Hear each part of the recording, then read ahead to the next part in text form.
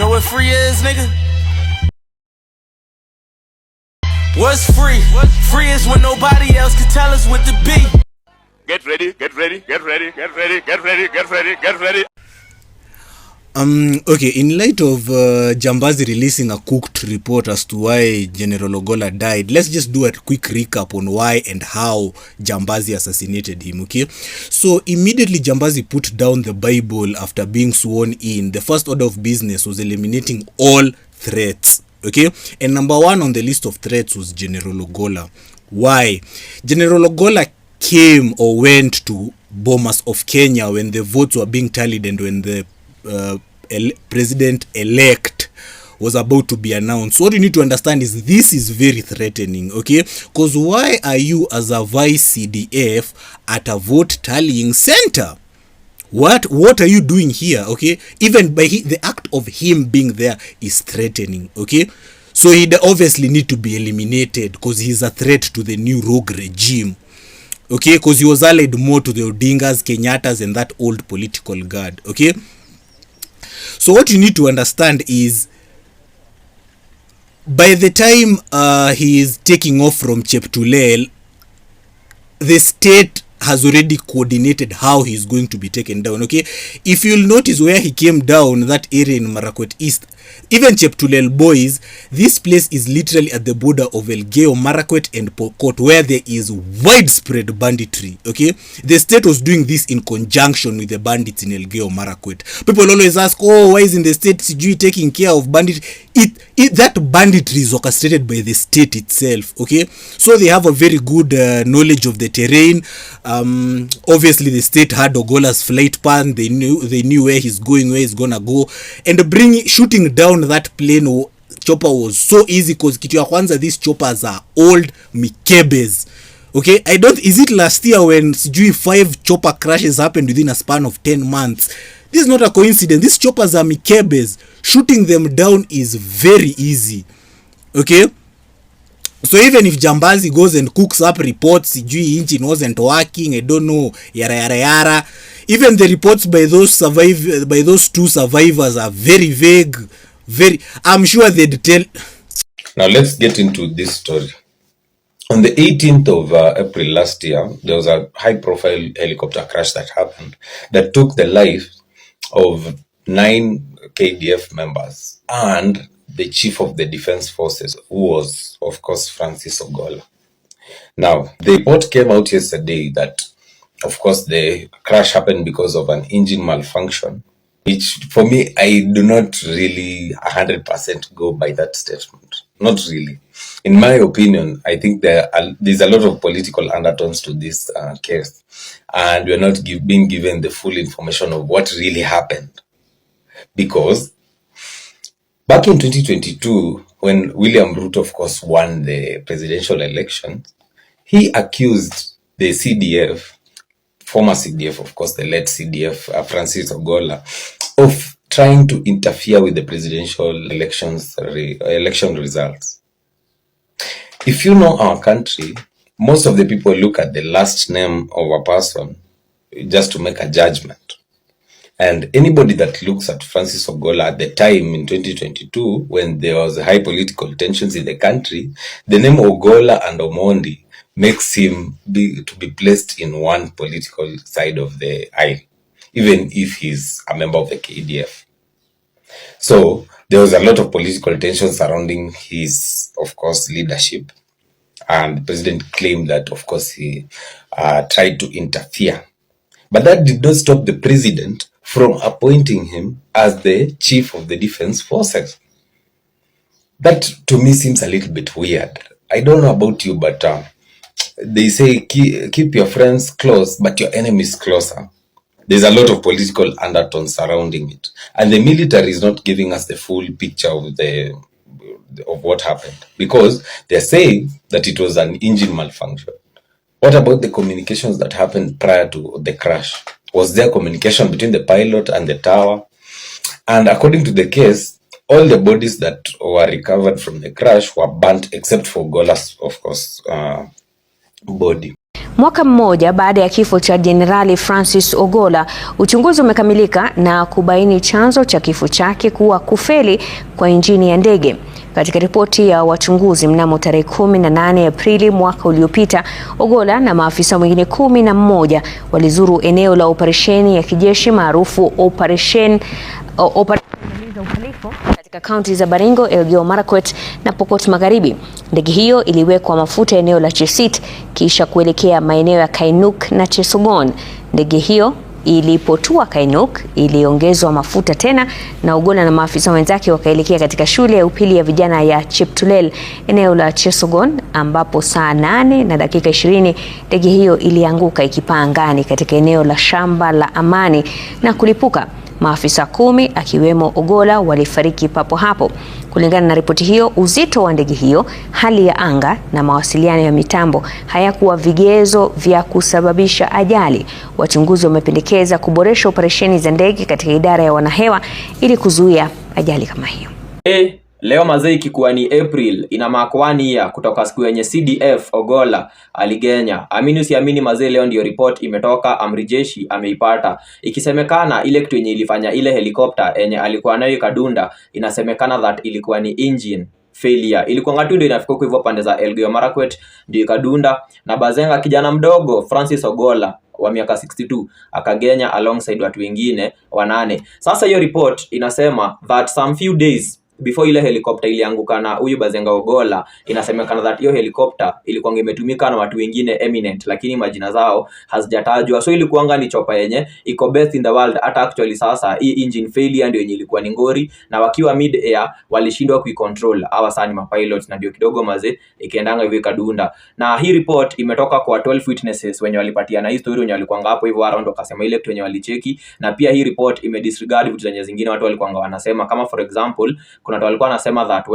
bad weather inaweza kuwa ndio iliharibu ilifanya hiyo day kuwa conducive kufly. Na bado pia kuna watu wanasema that communication kutoka kwa mapilots kwenda huko hivyo chini mahali inatoka kulikuwa na ngori, lakini hizo mbili zilikuwa poa. Ile ngori hapa hivi peke yake, after report imetoka, inasemekana that helicopter ya CDF Ogola ilikuwa ni story ya engine failure, engine breakdown, unanipata? Na ndio maana sasa hapo hivyo after 3 days vile aligenya, Bazenga alizikwa, akaacha wajunia wake 3 pamoja na wife wake, alizikanga huko hivyo pande za Siaya. Na unajua mazee, Bazenga bana alianza kupiga hii shughuli ya military back in 1984 temenya aliingianga kwa Kenya Air Force, na before then alikuanga amepigananga, or rather alikuanga ametrainingi na huko hivyo pande ya US Air Force. Kwa hivyo hakuanga tu mtu hivi, alirise through the ranks 2018 akapatiangwa kazi sasa ya Kenya Air Force mkubwa. Then saa 2023 ndio amri jeshi William Ruto akamchukua. Then saa alikuwa ngaritaya hii mwaka yenye tuko, ndio saa Bazenga akagenya. Na kwanza amekuwa mtu wa kwanza kugenya mazee time yenye ako kwa ofisi. Na kwanza ile kitu yenye alichukuanga after saa vile alipatiwa na amri jeshi ilikuwa ngani yule mwenye alikuwa nganazo zanga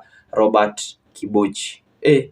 Uangani mbaya. Sasa hizi si tuko rada saa ile shughuli ile yapenianga chopa yake ilikuwa ngani engine failure wadau. Finally, ile komiti ilikuwa imewekwa kuchunguza kifo cha General Ogola. General Ogola alikuwa CDF, Commander of Defense Forces wa Kenya, ambaye alianguka na ndege huko Rift Valley akitoka kuangalia wanajeshi wake walipokuwa wakipambana na magaidi huko, magaidi wa ng'ombe huko Pokot and those areas. Sasa kulingana hii komiti ni kuwa wamechunguza all aspect, kuanzia kwa manpower, mara wa pilot walikuwa wanaendesha hiyo ndege and the all possibility, lakini wamekuja to conclusion ya hivi kuwa hii ndege shida yake ilikuwa engine. Wanasema kulingana na eyewitness, kulikuwa na eyewitness, watu wale waliona, na kulikuwa na survivors. Na then wamefanya sampling, hiyo ndege ni ya kutoka huko America. So walichukua hizo part wakapelekea manufacturer ndivyo afanye further investigation. Na kulingana na hii committee ni kuwa nitakusomea tu cause of the accident ambayo ni number 12, ambayo inasema based on the fact and evidence gathered and indicated in the finding above, the board of inquiry is of the opinion that the Bell UH-1H 2 helicopter KAF 150 1501 crashed due to engine malfunctions. So ni engine ili malfunction na hiyo ndege ikaanguka. This is for entertainment purposes only. Family, can you see this comment? Sadly, I think I was right on the money with this one. I actually think Ogola was an international hit, guys, because he didn't want to play ball with these guys. He didn't want to, they felt he would be a massive roadblock to all this EU, NATO, Yemen, Haiti BS. First of all, Haiti BS, I think that's why they even had to go for the police. But I think this is the reason Ogola is no more. Because he didn't want to see our young men and women fighting in other people's wars. Because we've done it before. In fact, that's why the independence movement came around, because we went to fight World War II and got nothing from it.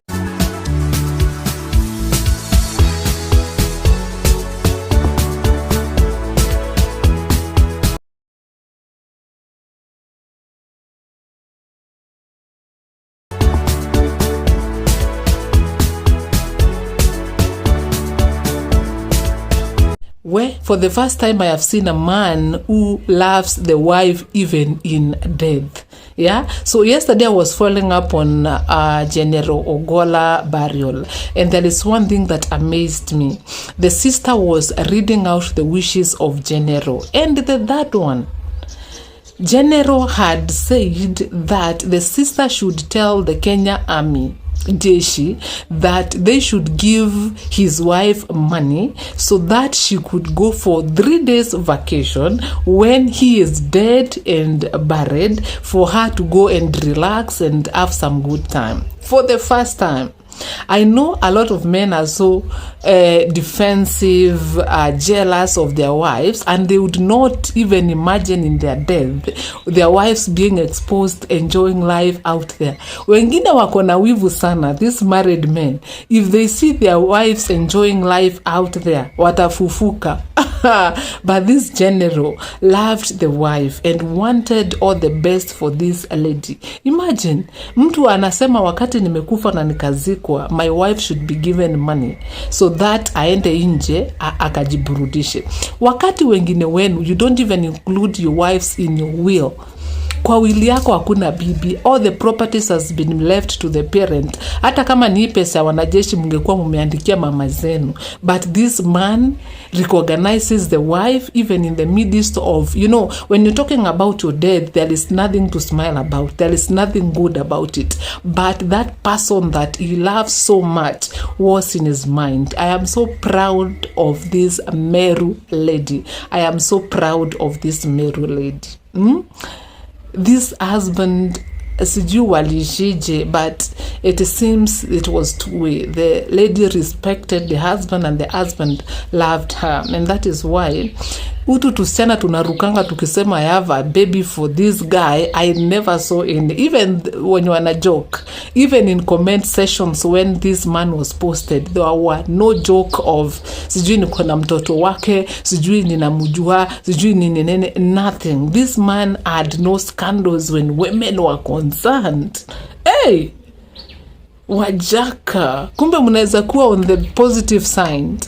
I think watu walisema boys, okay, Wajaka wanakuanga nini, wanapenda sana sketi, but this one is special. Where Ogola is a man, bana, and this woman was loved.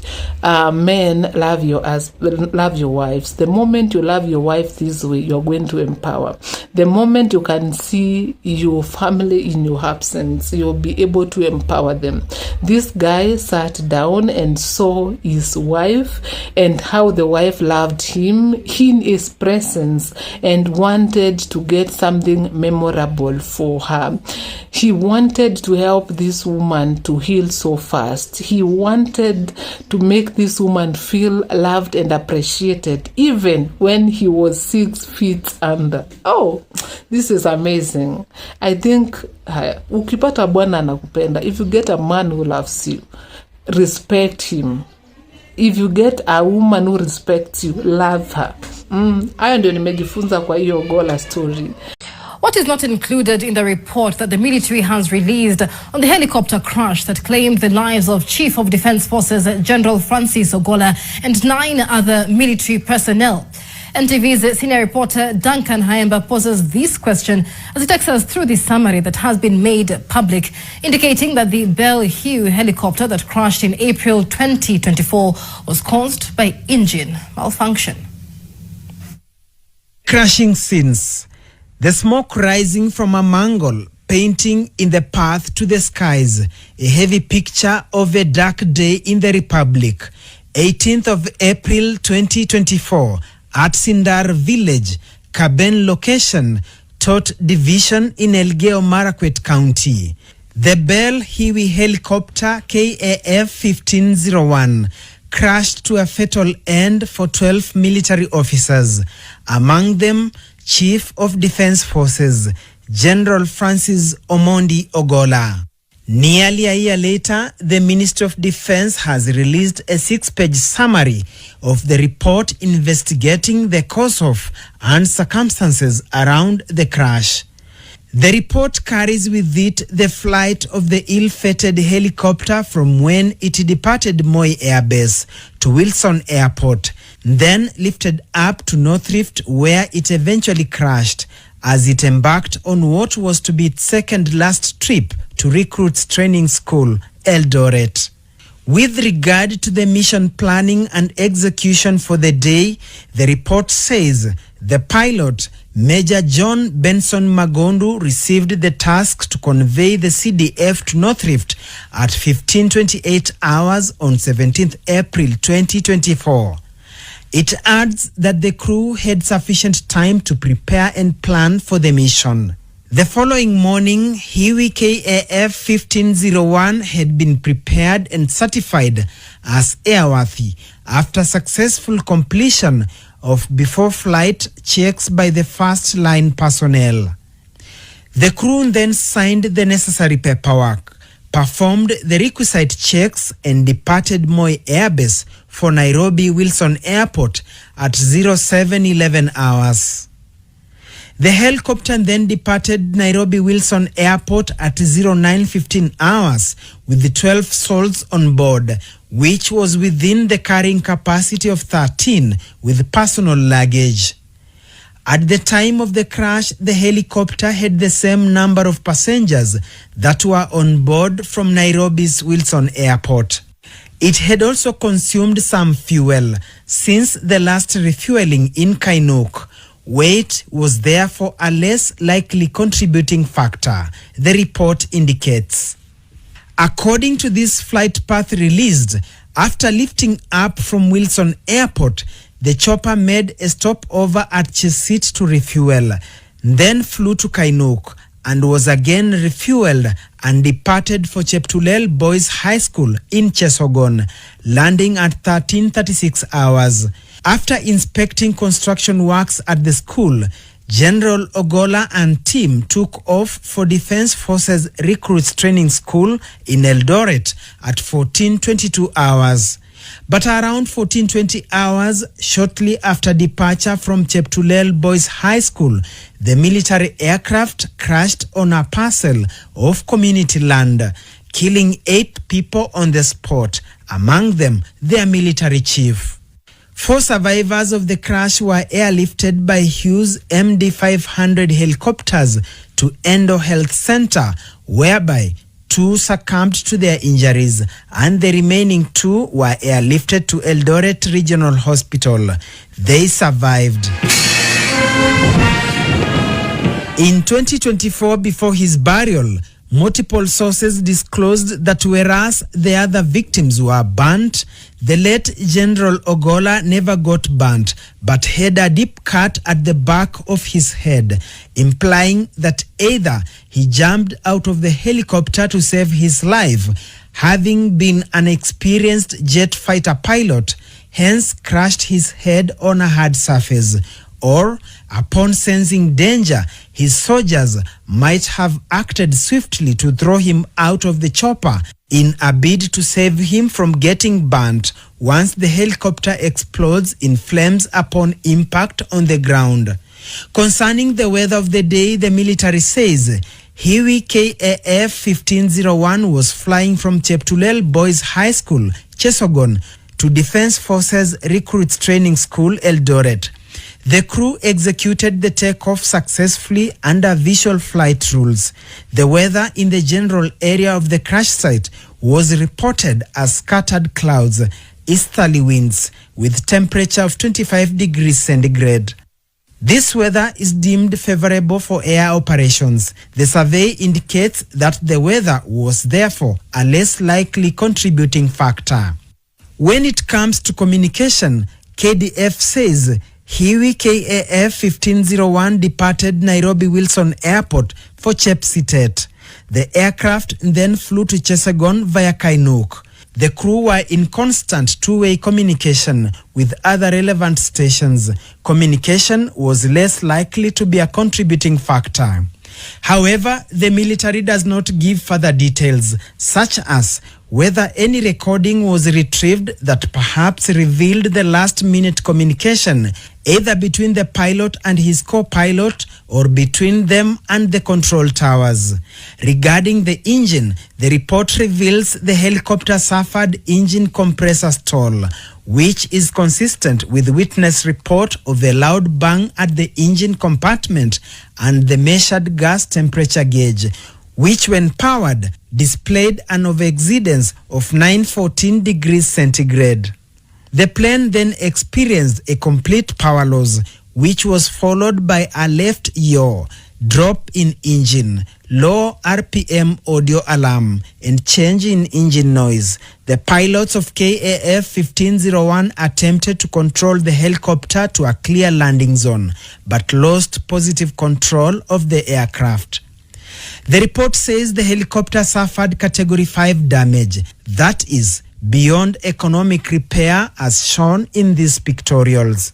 The cause of the accident, the government says, based on facts and evidence gathered and indicated in the findings, the Board of Inquiry is of the opinion that Bell Hiwi helicopter crashed due to engine malfunction, and that consequently, in accordance with the recommendations of the Board of Inquiry, the Kenya Air Force has updated and reviewed its standard operating procedures to avert further occurrence. The late General Ogola visited troops under the Operation Maliza Uhalifu in the North Rift counties of Baringo, Elgeyo Marakwet and West Pokot, a visit that turned tragic, ending his life and that of 9 others. General Ogola goes in the annals of history as Kenya's first CDF to die in office, a general who died with his soldiers. In 1998, I resigned from the military. And so, as protocol requires, I was taken to him for an interview. I thought the interview would take 10 minutes, and then he would sign my papers. He talked to me for 3 hours. For 3 hours. And when he finished, these were his words. Francis, you have the potential to be the Air Force commander. Go back and work. So I took my resignation letter and went back. 20 years later, I was promoted to be the Air Force commander. And I remembered his words. I drove with my wife all the way to Narok. And we sat with him, and I thanked him for his vision and wisdom. He talked to me again for 3 hours. And when I was leaving, those books General Karangi talked about, he brought a heap of them. And he gave me and said, I'm glad you listened. You like me, why them a fight me. You like me, chewing a bone with a bite.